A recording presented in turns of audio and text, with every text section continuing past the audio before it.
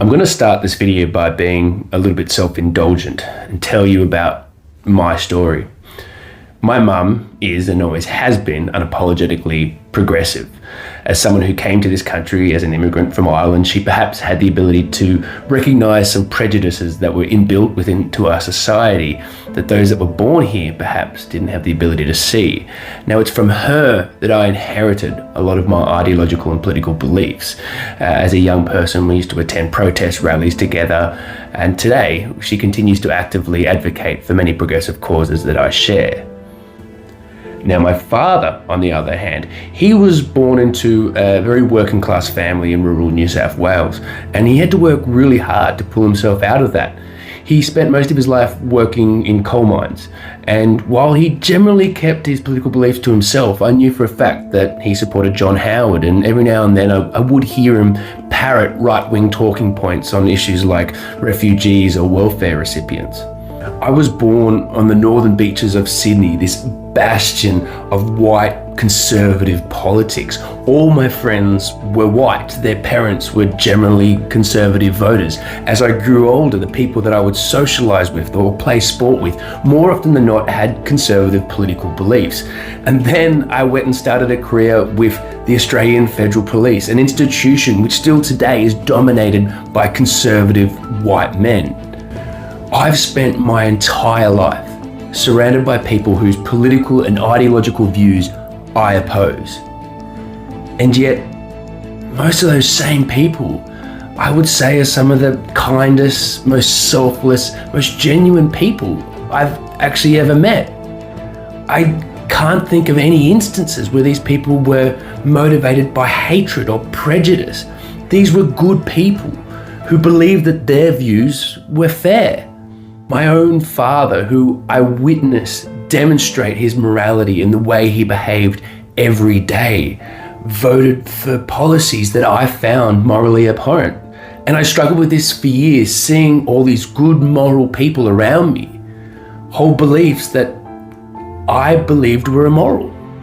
Now, that all changed for me with the Me Too movement, because Me Too was this brilliantly communicated campaign which taught someone like me that I could look at the same issue as a woman and we could agree on the facts or the version of events, but that would still look completely different to them, not because they had a different ideology or a different set of morals, but because of their lived experience as a woman. And it caused me to change my view on a number of issues, not because my morals changed, but because my perspective did.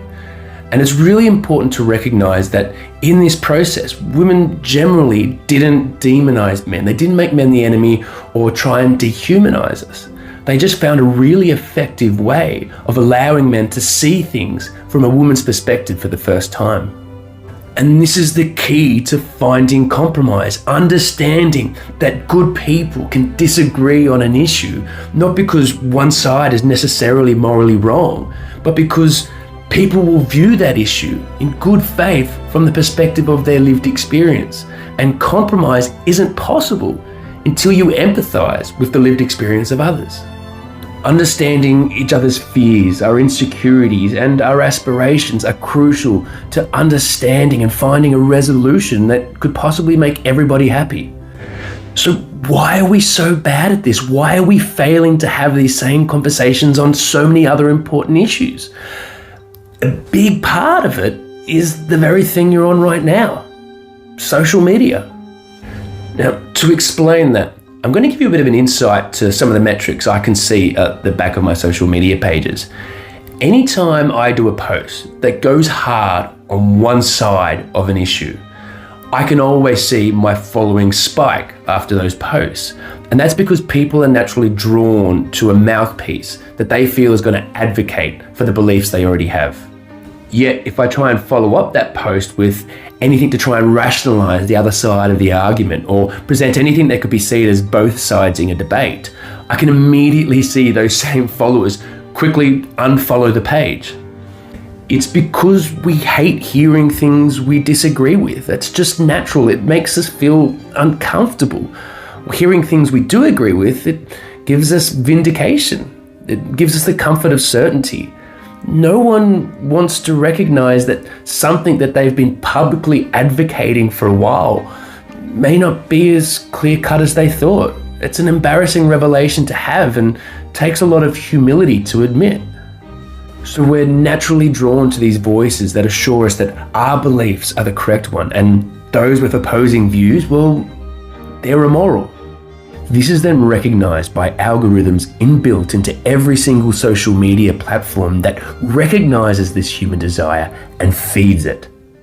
I have always told my friends that if I actually ever wanted to make money from this page, I would just need to pick a side and then provide material that feeds that basic human thirst for outrage. It would be so much easier because social media rewards anything that triggers an emotional response, and providing complex, nuanced discussions and multiple perspectives on an issue, it just doesn't trigger an emotional response. The material that does trigger that emotional response is that material that pulls us to the extreme on either side by assuring us of the evil that opposes us. By dehumanizing the other side, we're liberated from caring about their perspective. Their arguments are just irrelevant if they're a Marxist, if they're a fascist, if they're anti-fascist, if they're racist or they're transphobic. We are just becoming less and less willing to understand each other. We're becoming less and less willing to even begin to listen to each other.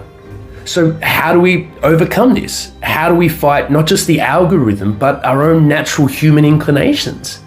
Well, you have to make yourself intentionally uncomfortable. Seek out and listen to voices that you know have political and ideological views you disagree with. And yes, engage with people on social media, but engage with them not with the intention of trying to change their mind, because we know how difficult that is to do on social media, but engage with them with the ambition of trying to understand their mind. Ask questions in good faith. Yep, you may not always get good faith answers, but if you don't start that conversation, who will? If we don't attempt to reclaim that middle ground where our differences are minor and not inconsolable, then we will continue to move further and further to the extremes, and we will continue to dehumanize each other to the point where inhumanity becomes more and more likely. The algorithm isn't going to help us. You're going to have to make a conscious decision to fight against it. So, how uncomfortable are you willing to get?